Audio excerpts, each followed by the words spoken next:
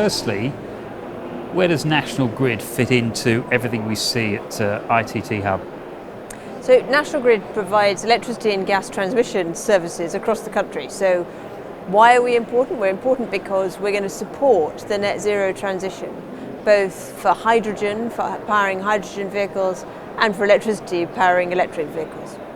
Let's deal with the two things separately.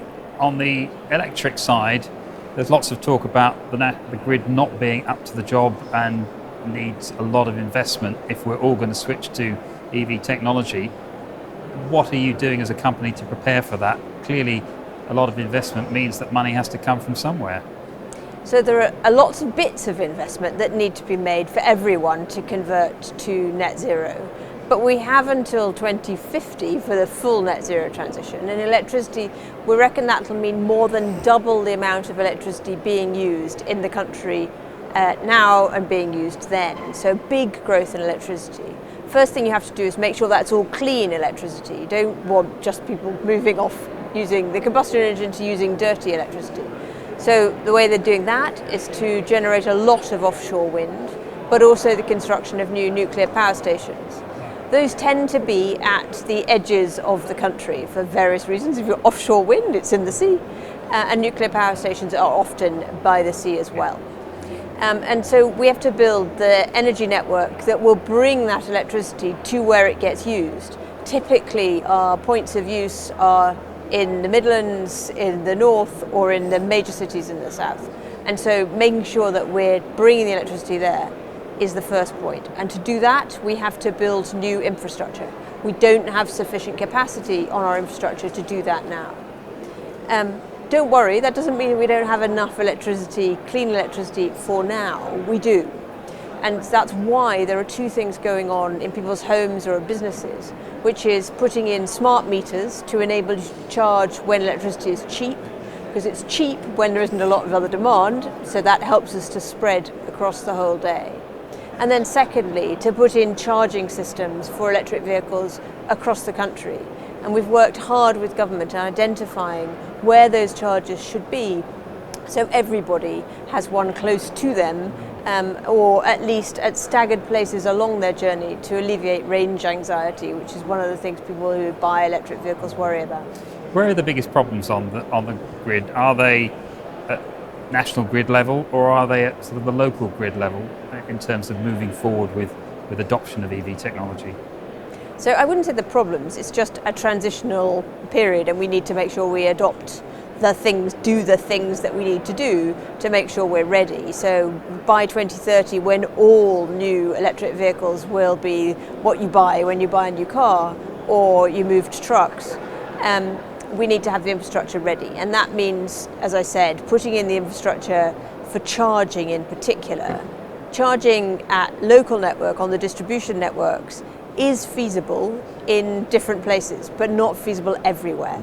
And so the work that my district colleagues in distribution are doing, so that's the bits that actually take the electricity to your house. If you think of me as providing the motorways perhaps, and the distribution businesses as the local roads, what they're doing is identifying where their capacity is now, where they've got some spare capacity, and where they need to do different things to make sure that everyone can charge at night at home and when they're en route. And what about this sort of emerging technology about smart charging, where, as you were saying earlier, you charge, or a computer in your charging unit will decide when it wants to take electricity from the grid, when it's at low demand or when it's cheapest? I mean, that would seem quite a good way forward, wouldn't it, to take the pressure off the network. Yeah, all of the research at the moment says that people get home, plug their vehicle in. That's how they're using it. But it would be really helpful if we could get people only charging when electricity is not being used for other things, typically when you're asleep at night.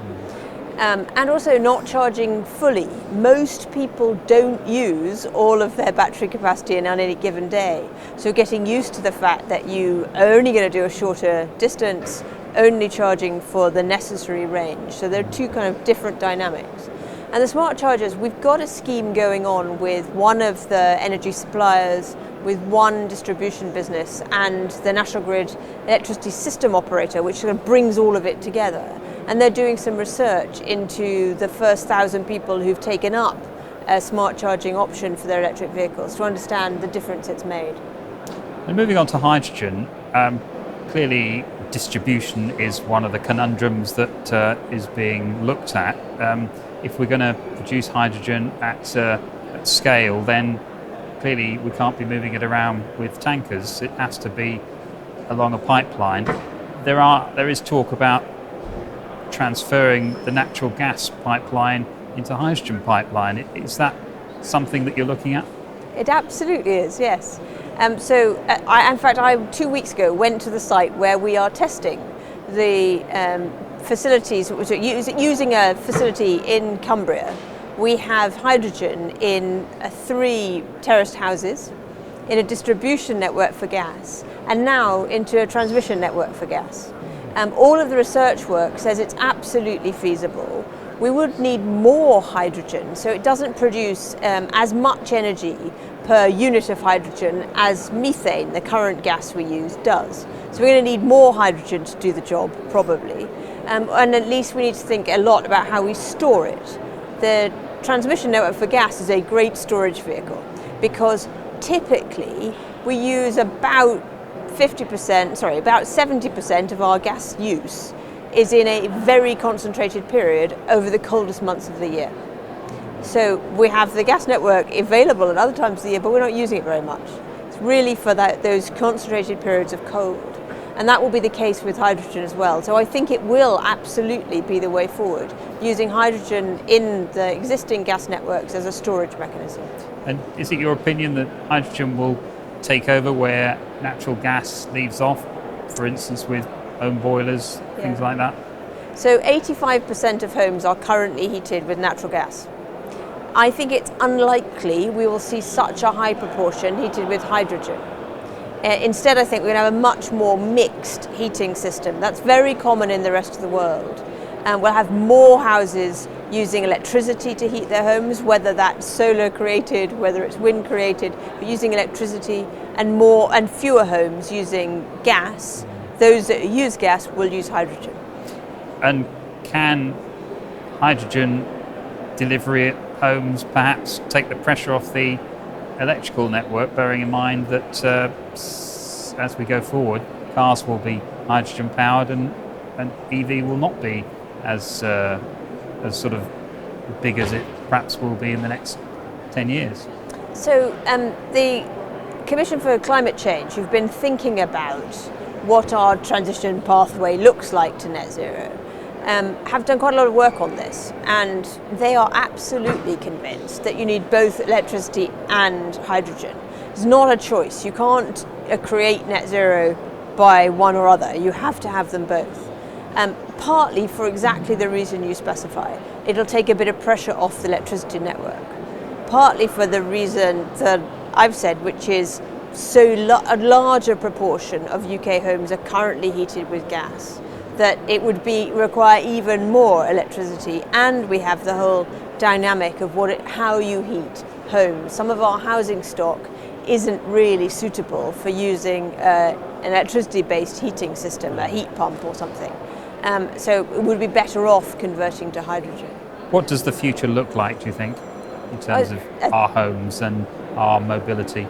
I think the future, certainly in the next 10 years, probably 20, maybe 30, for your private car is an electric vehicle. Absolutely. More automation of that electric vehicle, less for you to do, we hope, over time. And in relation to the heating of your home and what you'll do for cooking, for example, I think some of that will be electric, some of it will be hydrogen. And the hydrogen piece will probably come after the electric piece. Okay. Just one final question. What do you make of the ITT Hub show? First up, it's so lovely to be back in a place where we're communicating with other face-to-face. To see you in 3D is very good. Secondly, I've been amazed by the range of stands here. There's a whole bunch of different things that people are thinking about, and that is something that is a really core part of the next 10 or 15 years.